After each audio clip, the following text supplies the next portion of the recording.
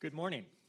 My name is Ryan Hass. I'm a senior fellow here at the Brookings Institution, and it's my pleasure to welcome you in person as well as our global audience joining virtually to this joint Brookings CSIS event on the future of U.S.-China competition for human capital. We are immensely pleased to be joined today by some of the world's leading experts on competition for talent between the United States and China. In a moment, you'll hear from Jude Blanchette, the Freeman Chair in China Studies at CSIS, as well as our panelists. But first, let me briefly try to situate today's conversation within the broader examination that Jude and I have been conducting over the past year on this subject. When Jude and I launched the Vying for Talent project last March, we were guided by a hypothesis that much of the competition between the United States and China would turn on technological innovation. Innovation is driven by talented individuals, and the country that best attracts and cultivates top talent will gain an edge in overall competition. To test this hypothesis, we began by conducting a survey of China's human talent landscape, both its strengths as well as its shortcomings. We met with dozens of experts, we hosted 4 public events, and we launched a podcast series to dive deeply into discussion with some of the leading actors in this space. And it's been a pretty rich learning journey for us. We've heard from a billionaire founder of the world's leading semiconductor manufacturer, the Deputy Secretary of Defense, the Deputy Chief of the U.S. Space Force, a former Nobel laureate, and leading thinkers from the Academy. And you can find links to all of these podcasts and events by searching Vying for Talent on the internet. And today, our goal is to bring a lot of this learning together with this panel conversation to examine both countries' talent profiles side by side.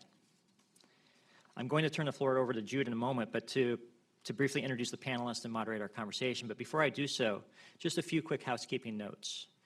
If you would like to submit a question online, you can email it to events@brookings.edu or via Twitter at #VyingForTalent. If you're here with us in the audience, please just wait to receive a microphone before you launch into your questions to this panel. And secondly, I would like to thank Chubb Insurance for their financial backing and support for our research independence as we've gone through this journey. I will now pass the baton to Jude, who will lead our panel discussion. Great, thanks, Ryan. And thanks, everyone, for joining. I'm really excited for this conversation. Ryan and I were trying to think as a capstone, how would we create an X-Men force that could cover, the full spectrum of these issues, and I'm really excited to say we've done that. The point of this conversation today is just to try to, as Ryan said, synthesize by looking at developments in China, challenges, strengths, look here in the United States, and try to come up with some top-line conclusions about where the United States is doing well and should buttress and support, where we're falling behind and really need to put our shoulder into taking more aggressive actions and more aggressive investments. So down to my far left, Matt Turpin, I think everyone knows, as one of the bomb throwers of the U.S.-China relationship and helping to keep all of us honest here. Matt spent a couple of years at the NSC. Before that was at the Department of Defense. And now, since leaving government, is at the Hoover Institution, where he's a visiting fellow and then senior advisor at Palantir. Yasheng, in the center here, is at MIT, where he's the Epoch Foundation Professor of International Management. And I think for anyone who's been reading about China's economic reform progress and just trying to think clearly about China's the growth of the Chinese and development of the Chinese state, the trajectory of Chinese reform, Yasheng has been a necessary voice, and really excited to have him here today because MIT, I think, is at the cutting edge of trying to think about how higher education institutions can remain innovative bastions of critical thinking and learning and remain engaged with China.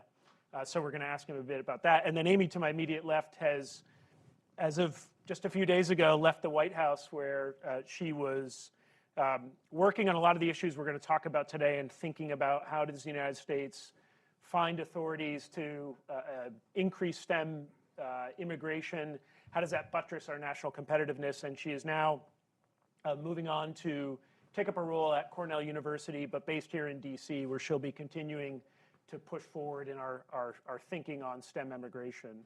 So what I thought I'd do is I'm first just going to ask a general framing question of Amy immediately, but then want to open it up to Yasheng and Matt, which is coming out of your role, you've been in the weeds thinking about national competitiveness and where does STEM immigration play a role in that. But if I can ask you to sort of pull up a few feet in elevation, you look across U.S. national competitiveness and the role that talent plays in it. What is your top line thought, having just left the administration, on what are our strengths, what are we really doing well, and I think critically, what are our shortcomings and where are the areas you felt like there's, for you, unfinished business?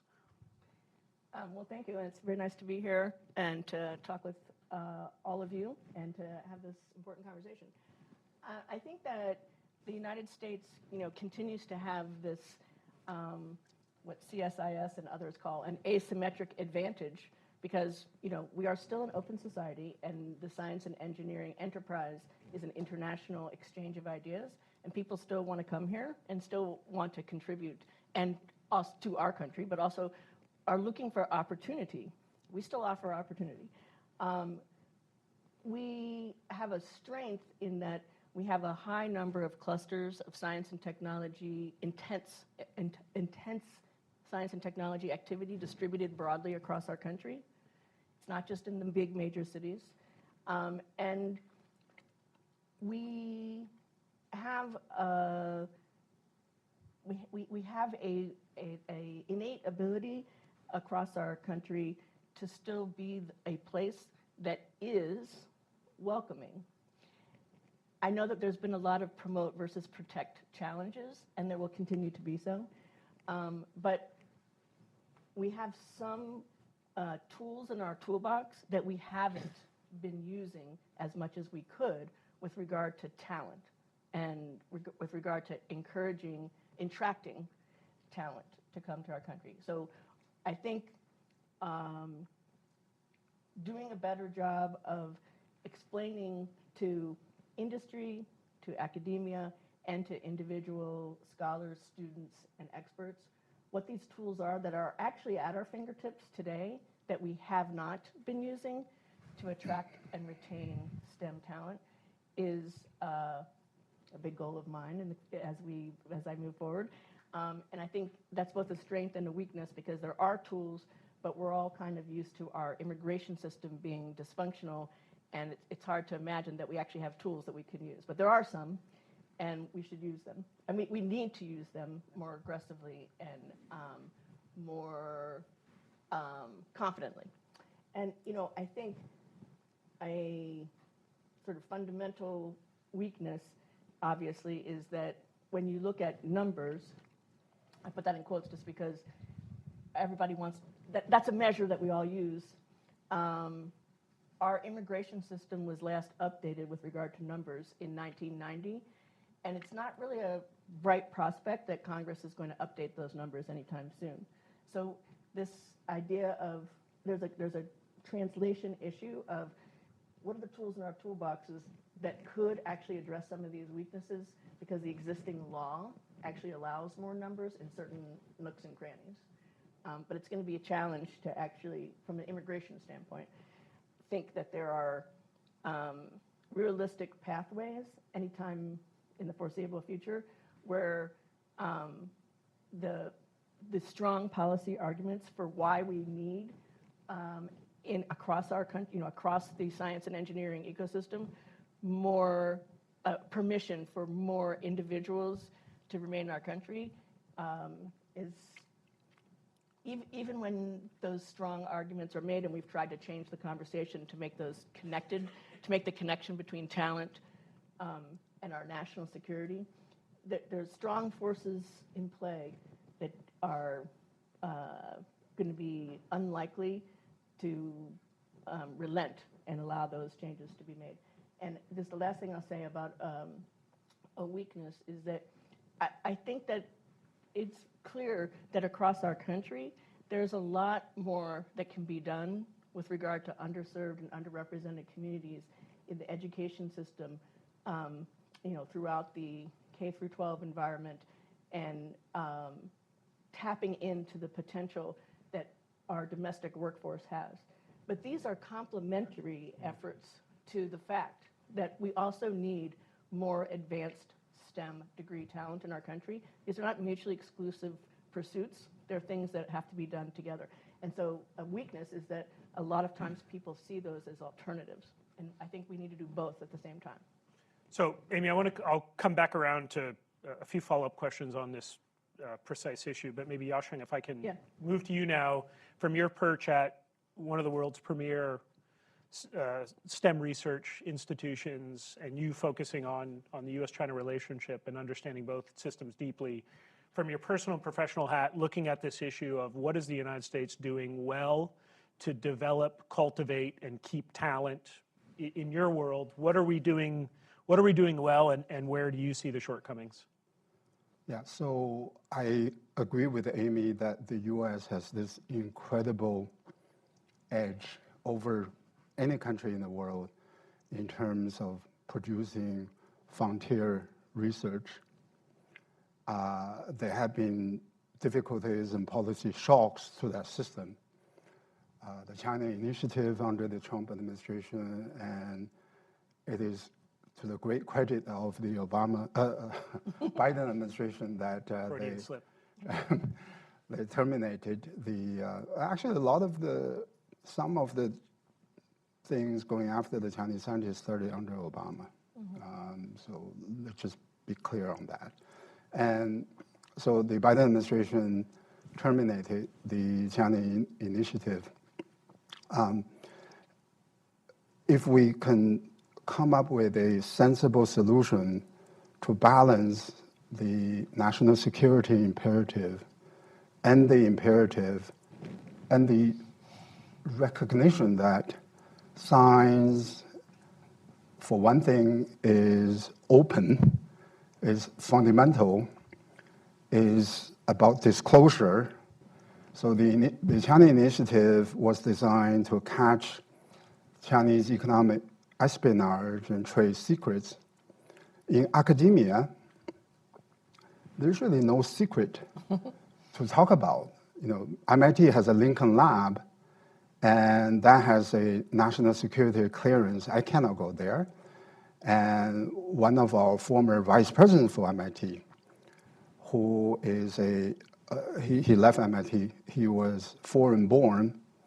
He was running the finance of MIT, he couldn't get there, right? So there are national security carve out, and our system has a way of separating fundamental research from classified research. There's also export controls mechanisms in place. Disclosure, so I'm not saying that the current system is adequate in terms of addressing this balance between national security imperative and the fact that we have so many foreign researchers working at American universities, and many of them came from China.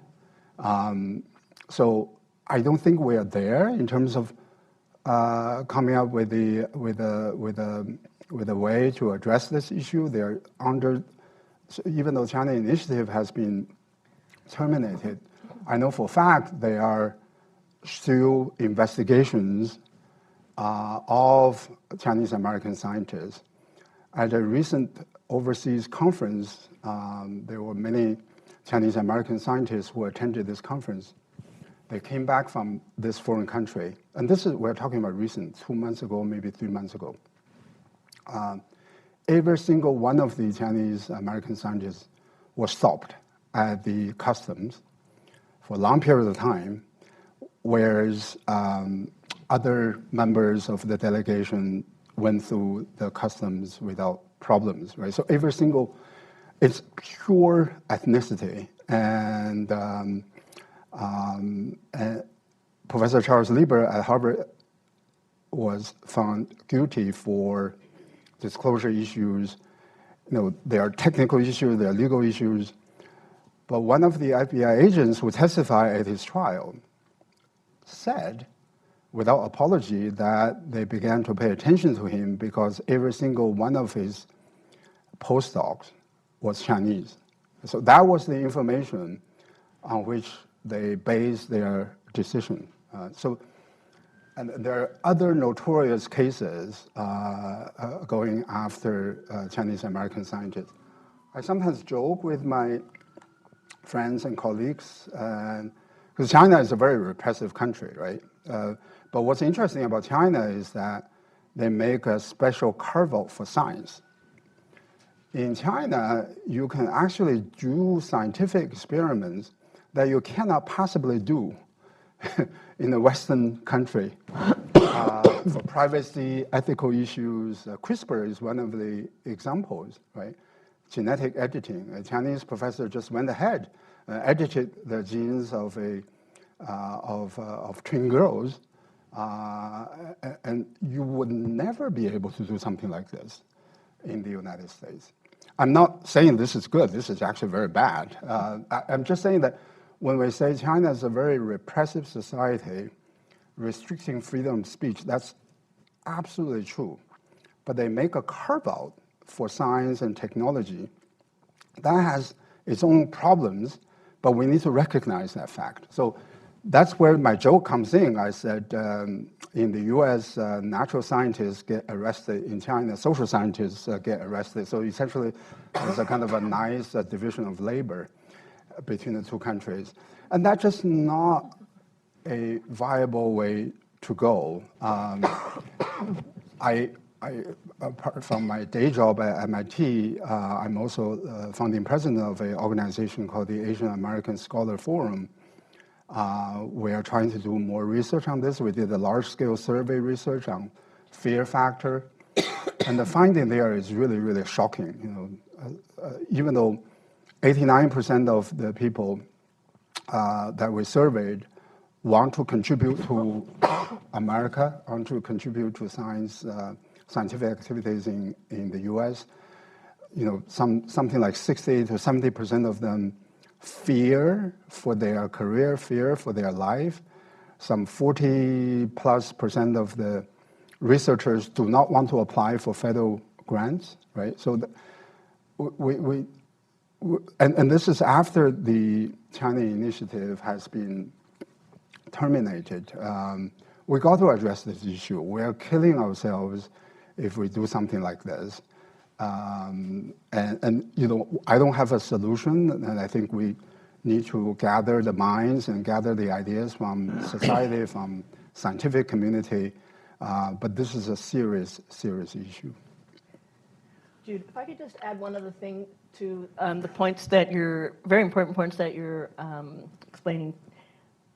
In the end of 2021, October 2021, the Science and Technology Policy Institute, STIPI, did a study on just the economic costs and benefits of foreign STEM talent in America, trying to figure out a way, to your point, to measure what is the real risk here. Of course, there's concerns that the risks aren't just economic, but I think it's a useful report to sort of frame that when you look at the costs and benefits, the risks of the value of looking at just the risk of there's Chinese scholars in somebody's laboratory are always outweighed by the benefits, and it's like a distraction in some ways to continue to focus our attention in that way. And I just think that it's the first report that I've seen where there's been an effort to try to quantify, well, what does that really mean? So it's something that's worth looking at. So as is the case when you try to centrally plan how a conversation will go, I'm going to course correct here. Maybe Matt, I was originally going to put the security openness tension at the back end of the conversation, but it feels like we're planting those roots now, so why don't I go with it? And Matt, at some other question I wanted to ask you, but maybe now I'll bring the security one forward. You've been working in national security most of your young career, and you've been thinking hard about this issue, working at a technology firm now where, of course, innovation is dependent on access to talent, but also thinking about how do we innovate, create the ecosystem for innovation, but make sure that we're protecting national security. So if I can just lob the question over to you, either building off of your thoughts or reactions to what's been said here, or your own framework for thinking about this hard challenge of making sure immigrants and everyone in the United States who's here legally feels safe, but also recognizing that we've got a tough challenge of protecting national assets from espionage and other national security challenges. Yeah. So thanks, Jude. I mean, I really appreciate being here, and certainly it's good to be back into sort of face-to-face kind of events again. So I think what we've witnessed kind of over the last few years is an effort to sort of rebalance kind of where we had been, right? So my hat's off to MIT in the last kind of, I think, last 2 months in publishing sort of the guidelines. After conducting a study within the institution about what it needed to be able to do to rethink about balancing this sort of continued openness and ability to accept folks from around the world into the institution, and to do that, but also to think very deeply about the kinds of ways in which an authoritarian regime seeks to take advantage of open societies in order to gain benefits that fundamentally undermine the interests that sort of we all share, and that requires a balance. And so my hat's off to MIT for addressing that head on and putting out policies. It's, I think, what certainly, going back a number of years from my time of starting to look at these issues back sort of in the late Obama administration through the Trump administration, it was what we were asking of the academic community, and it's good to see that that's happening. I would note that University of California system, starting in the spring of 2019, was one of the first institutions to do this across their 10 campuses, 5 medical centers, and their national lab to institute, Janet Napolitano instituting a sort of a set of policies around looking at this very deeply. And so the University of California system has been leading this and being able to do sort of audits of whether or not they thought that what was happening inside their own institution was appropriate, and whether or not they were being good, that they were safeguarding the interests of taxpayer grants for research and development, and whether that was fulfilling their things. And so, while I understand sort of this sort of look at some of the cases that have come forward as being technicalities, I think fraud and untruthfulness in research is not a technicality. There's a trust that comes from the enormous expenditures by U.S. taxpayers in terms of research and development inside our educational institutions that was fundamentally a real problem, where I think we found that there was a number of problematic behaviors going on, and it's good to see that universities are taking a real stand to sort of correct some of those internal processes. I agree with Amy that attractiveness and promotion is the thing that we should be accentuating over protect and restrictions, right? And I think fundamentally our system still remains where that is the overarching emphasis. I understand, there are plenty of folks that see that the other side is far more accentuated, but I don't think the evidence sort of bears that out. I still see enormous numbers of students seeking to come here, and it has to do with the opportunities that are available, even as our institutions and government entities seek to balance out some of the things that have kind of gotten out of whack for a period of time. So I'm generally optimistic of the sort of the path that we're on. I think weighing sort of how do you weigh security and restrictions versus the benefits of the openness. I think fundamentally our benefits come from that open access and the ability for folks to pursue their own ends, and that there isn't particular amounts of direction in how that happens, because we can't predict what's going to come out and what's going to be most important. So I think from a if I were to put on my sort of my industry hat, it is extremely hard for us to predict what we're going to need 5, 10, 15 years down the road, right? Which is when folks are going to enter into the sort of the train to be able to get these advanced degrees.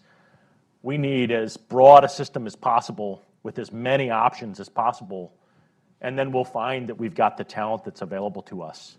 And so I think from that perspective, it's important for the U.S. to kind of keep doing what it's been doing, even as it accounts for some of the things that the Chinese government, which I think one of the things that we should keep in mind is that the China Initiative was really around directing the resources of the Department of Justice around the things that the Chinese government was doing to undermine U.S. interests, not solely around academic espionage, which I think is a misnomer, because in fact, many of the things that they brought forward in that initiative were about all the things that the Chinese government did operating inside the United States that violated U.S. laws, right? And that was if you go back and look at how it was announced, speeches given around it, that's what it was meant to do. What got the most attention was the academic aspects of it.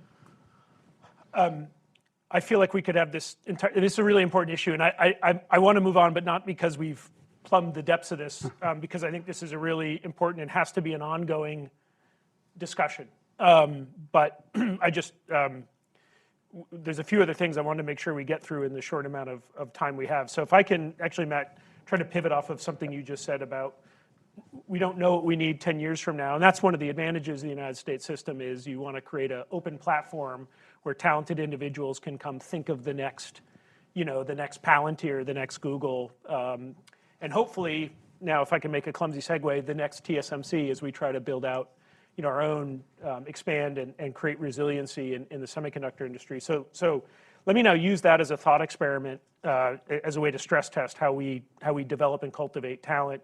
It's been interesting in discussions with companies, foreign companies and U.S. companies that are trying to think about following the signals being sent by the U.S. government on semiconductors. You realize how you've got a whole ecosystem you need to build here, and talent is critical to that. So, Amy, if I can ask you, the immigration issue is, if you just read the headlines, it's pretty much a southern border issue, right? And it's made it hard for some of these targeted discussions on immigration to break through. Just thinking about this from a pure national competitiveness lens, why is STEM immigration so important? If we're thinking about building out a semiconductor industry or anything else we want to do, I would have a top-line sense that we're doing pretty well. People still want to come here. You look at the CEOs or founders of most of our big technology companies, it would seem to affirm that we're doing fine. People are coming in. Where do you see, having been in the trenches here, where's the delta between where we could be and what we need to be doing better? And if you can just articulate the case for why STEM is so critical, expanded immigration is critical from your lens in terms of national competitiveness. Well, over the many decades that the National Science Foundation has kept track of how STEM research and development in America is funded, there's been quite a shift from U.S. government funding to industry funding with regard to applied and experimental activities. So one of the fundamental reasons why we must have more STEM talent at the master's and PhD levels is that 90% of all STEM experimental development in our country is funded by and conducted by companies today, and 60% of all STEM applied research is funded by and conducted by companies in our country today. Those percentages are quite different as they compare to other countries in the globe, around the globe. So we have a need for a lot more collaboration between industry and academia, and B, a lot of critical need for advanced STEM talent in industry. And it might sound like we're doing well, or I guess, overall, we like to all think that we're doing well in our country. We're a nation of immigrants and all that. But we do not provide sufficient certainty and predictability for the very people that we want to attract and retain. That in itself, providing more certainty and predictability, is a barrier. One of the things, getting back to my theme about we have tools in our toolbox, one of the things that's important is that if the various companies that we want to be our representatives in changing industrial policy in the United States of America, in the semiconductor world, have hundreds of jobs that need to be filled that are these advanced STEM degree positions, and thousands of jobs that are going to need to be filled at the technician level. Yeah. Those companies are not looking to the immigration system with regard to the technician level jobs, some of which will be filled by people with bachelor's degrees. Yeah. But they know that they have domestic American workers, whether they're recent immigrants or native born. They have domestic workers they can train to do those things. But there's not enough. We have this whole pool of international students that our colleagues have been referring to who are here, but a lot of those in these graduate programs across the country, approximately 50% of all master's and PhD programs across STEM fields are international students. They don't know how to maneuver through this system, and they know from experience with their professors and colleagues that it seems like a random process, and we have to do a lot better job of providing that certainty and predictability, which thankfully we can do without Congress.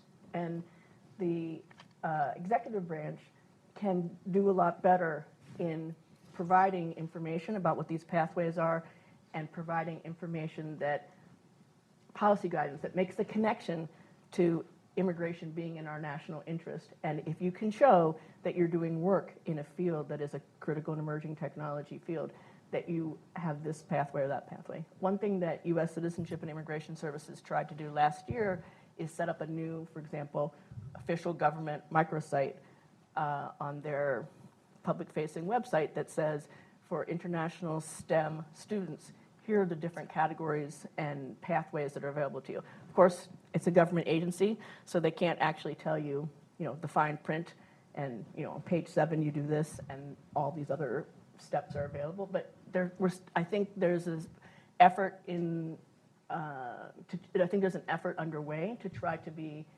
more clear and to provide more consistency in adjudications. So that I know you wanted me to be at the top level, and I'm going down to the details again. But I think that a lot of the reality is, in order to STEM talent is important and critical, and international STEM talent is important and critical because industry needs it, and industry needs it for their activities and also for this increasing collaboration between industry and academia that is key to applying the foundational and basic research to whatever the next event is, as Matt and his company and others are focusing on. And I think there's things that can be done that relate to these nooks and crannies in our immigration system to try to provide that sort of additional level of certainty and predictability in that area.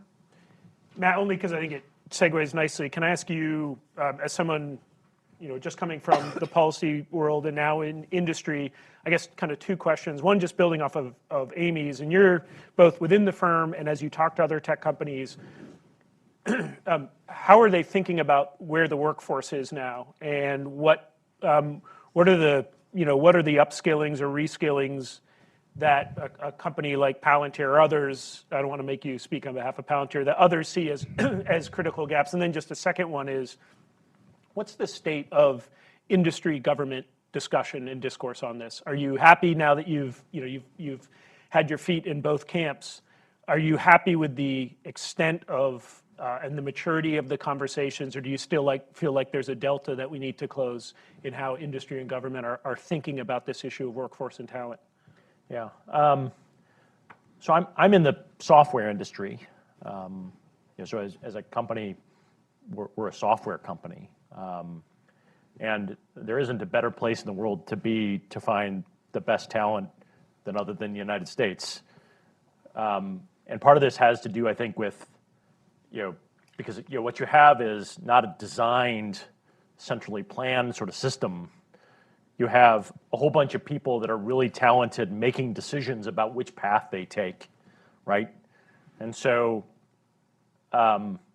it shouldn't be surprising that when you have a strong software industry inside the United States, that you have a lot of great talent here, right? Because they sort of, it's a sort of a virtuous cycle, right?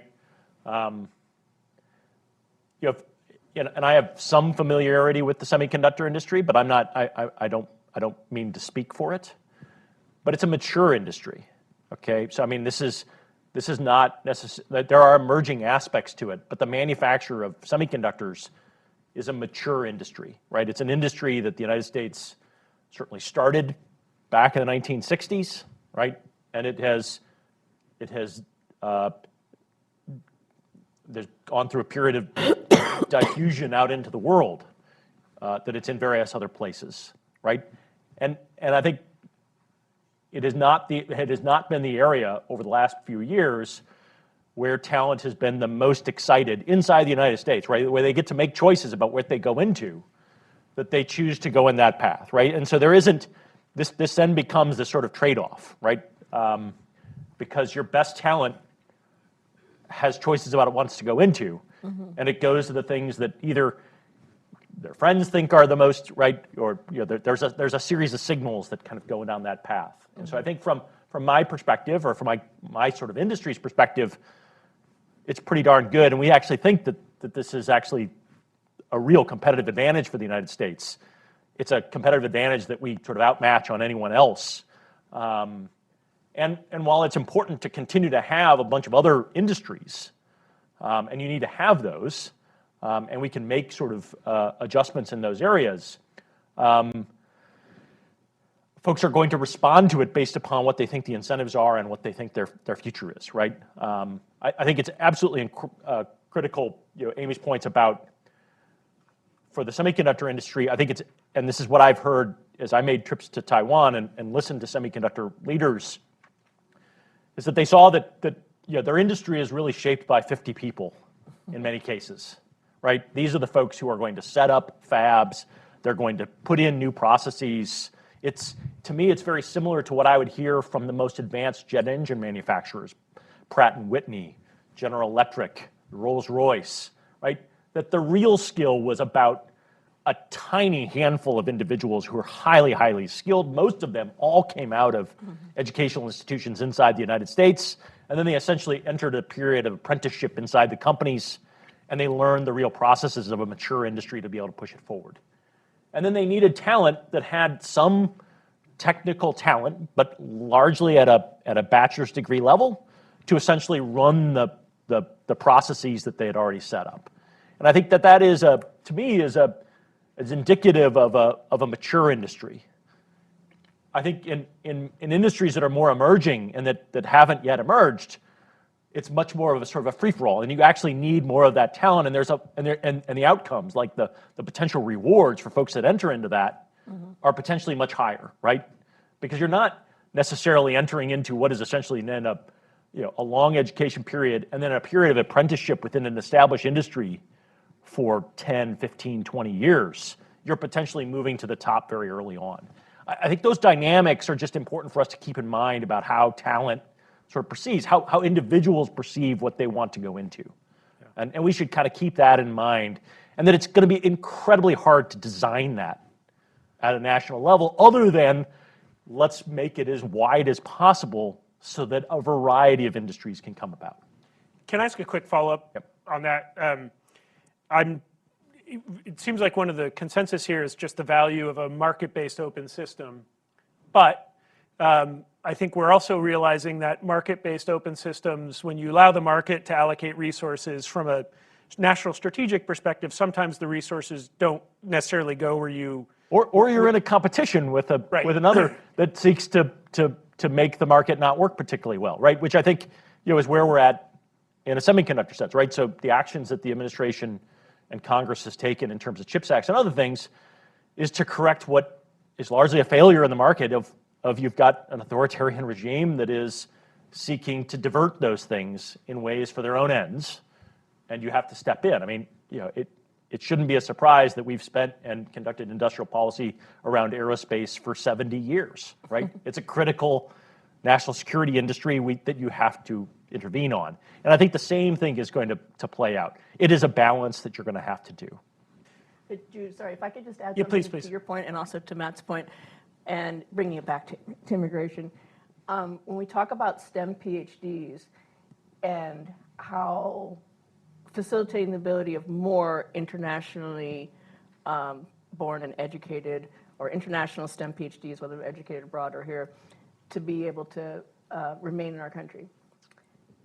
Over the last 10 years, if you look at the census data, there's been a 100% increase across a variety of fields in hiring of STEM PhDs in for-profit industry. If we now, overlaying that, have needs that we think are tied to our national security,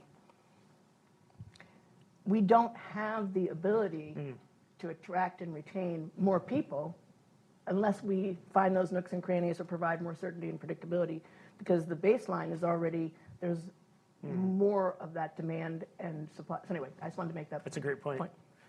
Yasha, there's a lot on the table. So just want to give you a chance to react to anything you've heard, and then we give you that chance, and then I have a targeted question for you afterwards. Yeah, so I think this idea that the mature industry vis-a-vis frontier industry, and then firms respond to the market signals, I think that in the ballpark, these are the right way to think about this. But we shouldn't forget, because typically we think about firms responding to market.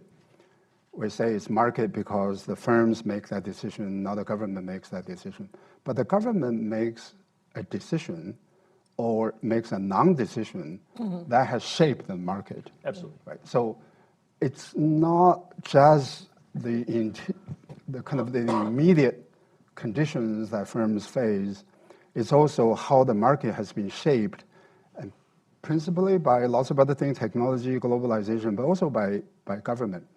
So what you see is very interesting. So in Cambridge, Massachusetts, 30 years ago and 40 years ago, around MIT, Kendall Square, there were textile factories, electronics factories. Lowell, Massachusetts, textile factory and electronics factory. So these industries typically move across countries rather than across regions. And is there a necessary economic logic? Probably not, right? So obviously the cost-based consideration are a big one. But if you have comparable skill sets in other parts of the United States with, streamlined regulation, permitting, less complicated permitting, labor issues and all of that, those industries may not go all the way to Taiwan, go all the way to China. They may go to other parts of the United States, right? So that ultimate condition is actually shaped by the decisions that the politicians have made, right? In terms of how to organize the labor, how to organize the regulatory regime, and how to invest or not to invest in education.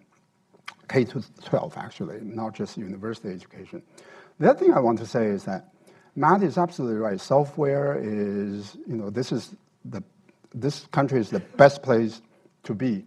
But if you look at the data scientists in the world, U.S. has by far the most, best data scientists. China is the second. The difference between the two is actually pretty big, but China is like way ahead of other countries. So it's not like China is nobody. China is somebody. It's not as somebody as U.S., but it's there, right? And the other thing about data science is that if you look at OpenAI, they publish their code very, very quickly. So essentially, in this industry, there's not a big, what is known as valley of death, vis-a-vis semiconductor, vis-a-vis aerospace and other industries. So the knowledge diffuses actually pretty quickly in this industry. And it puts a lot of pressures on the most advanced data companies to come up with, the best algorithm, the best skills. So I would not bet against China in this area. China, I think, has issues and struggles, but I will not bet totally against China. The other thing is that if you look at semiconductor, it was invented in the United States. Solar, it was invented in the United States. Wind turbine was invested in the United States. U.S. is extremely good at the upstream. It is not very good at downstream, right? We can say that's market. Again, going back to the first point I made, market itself is shaped by the politicians, by the policy making. There's really no reason why a country like the United States can only be good at upstream, right? I mean, there's just no reason. So we need to think about how you apply. So China is very good at applying knowledge and scaling the industry, scaling an invention. And in a perfect world, without geopolitical issues, human rights, and all these issues, these are actually two kind of countries that should get married together, right? So one is very good at inventing, the other is very good at application. But the world is that we want to decouple the two. Then we have to think about the ways to make U.S. not just good at upstream, but also good at downstream. And here, our education system and the incentives are not helping us, right? So if you look at the STEM is a very broad field, but if you look at engineering, the best students go into what Matt is doing, data science, right? AI, right? These are the most exciting things. But if you talk to TSMC, what they need is material scientists. What they need is hard tech engineers, factory engineers, factory technicians, and we are not doing a very good job at educating both at the factory end as well as at the top end, right? So, actually, let me take it back. We're pretty good at educating at the top end, but almost all the supply came from countries that we want to decouple with, right? So in terms of the human capital in that, so it creates this. My colleague Gang Chen, who was arrested by FBI, he's in the material science. He's in battery. He's doing energy storage. In that area, China dominates the rest of the world in terms of human capital. So this is actually very advanced. This is not a mature industry. It is dominated in terms of research by the U.S., and within the U.S. is dominated by the Chinese American human capital, and now has the security issues. So those are the kind of struggles that we're faced with, and it requires. I think the biggest mistake for us to think about why China has succeeded in solar, in wind turbine, is purely because of subsidy. There's a human capital base there. There's organizational architecture. There's a lot of other things that are in place that enable those industries to take off. But one quick interjection. I concede to you that solar and wind has certainly been something that the PRC has succeeded in downstream. But in terms of manufacturing, those are kind of microscopic compared to an automobile industry, compared to a broader agricultural industry, compared to an aerospace industry, where the United States still maintains a significant lead. So if we look at sort of other sectors, right, the United States still maintains quite a bit of lead. Like, we have a broad economy that conducts a number of those things. It is not as if we have essentially offloaded all of our manufacturing to the PRC, right? So I want to put a little bit of, little caution around that. Solar and wind are certainly important and may be really important to us in the future, but it isn't as if those are the largest sort of shares of what we're doing. But Matt, what you just said is actually very important. They may be important for the future, right? So we're talking about climate change, we're talking about energy independence and things like that. So automobile industry, it's a great industry, I have a car, is not going to solve the climate change problems, right? So it is actually those industries that we care about in terms of energy independence, in terms of climate change, that we do not have a competitive edge in the downstream sector. They may be small in terms of kind of employment and all of that, but in terms of the global share of the energy, solar is rising, another is nuclear, and the wind turbine, hydro, those are small relatives, but they're rising in terms of their energy production, right? So I think that's important for us to think about. The other thing I want, sort of adjacent to that, is about the government policy. If you look at the federal funding of R&D, so this is top tier research. U.S. is very good at two areas in terms of concentration of funding: life science and data, right? So U.S. funding, historically speaking, has been very bimodal. Life science, I understand, because politicians want to live a long life, and they don't want life science to be starved. Data, obviously, very exciting. Other countries are more distributed in terms of their funding priorities. They also fund material science, they also fund electronics. This is actually the logic why, before the Trump administration, many American universities collaborated with Chinese universities, because American universities were not being funded in those areas outside of these two sectors, and they had to get funding from somewhere. It just so happened that China funds those industries, Singapore funds those industries, and Russia, Saudi Arabia. Right? I know you want to get to some questions, but I just want to say regarding to don't count China out, and the United States is still leading in a variety of critical areas. Don't forget that data is very clear. The United States, by far, imports the most innovators, and China, by far, is the largest exporter, loser of innovators. And it may be true that cars aren't going to solve climate issues, but my son is working on his engineering PhD that's all about how do you use assisted cruise control to better to smooth out traffic so that we can reduce carbon emissions in cars by 10% globally. So I don't know if there's no cutting edge there, but I think there's a lot of things that are related to innovation that aren't captured by specific industries. We've got 10 minutes left, and no, this is great. I just initially, of course, in my head, I had it. We'd 50% talk about the U.S., 50% on China, and now we will do 90% or 50%. I can't do the math. We'll do most of it on the U.S. and the remaining 10 minutes on China. But maybe, Matt, I want to go to you because the picture in my head of China's human capital strengths and weaknesses is pretty muddled right now.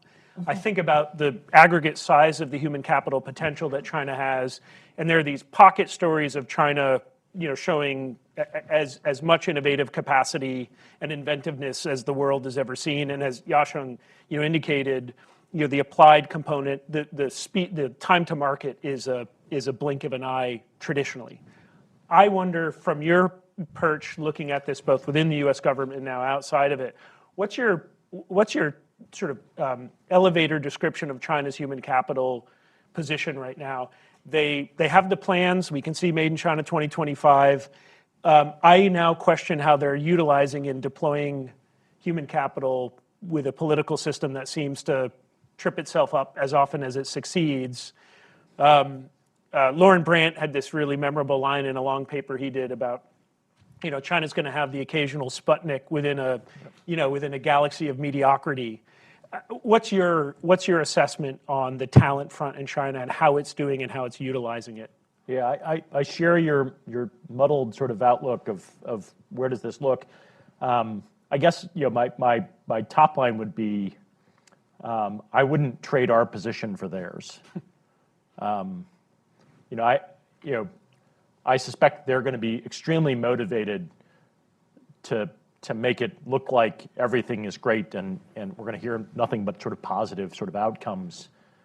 But I think we'll continue to see that the system that the Chinese Communist Party has chose to reimpose upon the PRC over the last decade does not produce the kinds of outcomes that I think we were all fairly amazed to see starting to emerge, a decade, 15 years ago, right? In which the party allowed the Chinese people to achieve the kinds of outcomes that are very natural for the Chinese people to be able to achieve, right? Like, because they have enormous talents, drive, and just like people do across the world. And that has been constrained and reimposed, and folks are forced to sort of move in the directions of what the party has laid out as being the objectives to achieve, that will continue to have harmful effects over the long term. And from our perspective, we should probably remain humble about our ability to predict the future, right? Confident in the ability for us to be able to sort of keep an open society that can organize and attract people to achieve outcomes, even if we can't predict what exactly those will be, right? And that's maybe our best sort of way to approach this, with the full knowledge that we actually do have to, that when we see things that are, that are in violation of kind of rules that we've set, that we take action to do those, but we be very mindful about our own biases and those sorts of things, and allow for a justice system to be able to do that and correct when we maybe take things too far, right? So I think it's far more likely that we're going to be able to do that. The other thing that kind of keeps me optimistic is I suspect that Beijing remains more concerned about the kinds of ideas that their innovators get infected with here being transplanted back into their system than we are concerned about our system being undermined, right? I think as long as that situation remains the same, that's a positive sort of outcome for us in terms of a long-term competition. Just something I was going to say earlier is thinking about China's talent programs, which of course is one of the concerns we have here. I've always thought of China's talents programs as an admission of failure on Beijing's part, and that's one of the reasons it needs to go out with its wallet to bring people back, is the gravitational force is inverse. The opposite direction, yeah. Yasheng, I want to turn to you, stick with China for a moment. When we had a discussion recently around your forthcoming book, you had some pretty bracing comments on the outlook you have for China's innovative capacity given some of the political constraints. I wonder if I can basically ask you to regurgitate that, because I thought it was quite cogent and bracing. Hopefully I remember what I said. It was good. Okay. It was good. Well, on that note, I think I agree with Matt. I wouldn't trade United States for China. But I do believe that the country that can hurt China the most is China itself, right? So if you look at the data science, what is amazing about the US is that traditionally it is universities that come up with the most advanced knowledge. But in data science, it is the companies, OpenAI now, but also Google and others. In China, we have just witnessed the crackdown on some of the potential sources of data science advances, right, such as Alibaba and Tencent, Alipay. Those were the companies that came up with health codes very, very quickly in February 2020 to deal with the outbreak of the virus. They came up with these codes in record time, in 1 week and 2 weeks. And now the government has cracked down on them. I mean, so if they had the potentials to make advances in AI, I think that's the end of it, right? So, and this is the problem with that system. The centralized nature of the system is such that it is the top leader who decides what is important, what is not important. To him, he probably doesn't understand data science. He understands semiconductor, right? So let's do semiconductor. But in the future, AI may help the design of a semiconductor. In terms of your larger question, I'll be very quick. If you look at where China has got it right, it has got it right where the collaborations are the most advanced, right? So Huawei before 2018 had 130 American suppliers. They work with British companies, we work with American companies. They made a lot of advances in 5G and in other areas. Chinese universities, the best researchers are the collaborators with American researchers, with European researchers, with Japanese researchers.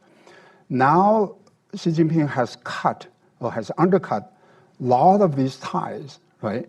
Science is collaborative. Innovations are collaborative.